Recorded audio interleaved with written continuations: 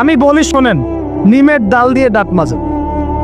নিম গাছের ডাল আছে না, নিমের ডাল দিয়ে দাঁত মাজেন, এই পেস্ট ছেড়ে দেন। বয়কট করে ফেলেন, দেখবেন কয়দিন পর ক্ষমা চাবে যে ভুল হয়ে গেছে, আমরা এগুলা অ্যাড বানাবো না। আমরা যে নরম সরম মানুষ, কোনো ইনিশিয়েটিভ নিতে পারি না, এই জন্য চড়া হয়ে বসে থাকি।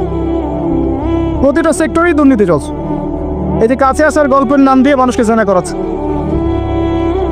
যুবক যুবতী স্কুল লাইফ থেকে মাহারাম, গায়রে মাহারাম, এই গায়রে মাহারামের সাথে স্কুল লাইফ থেকে শুরু হয়।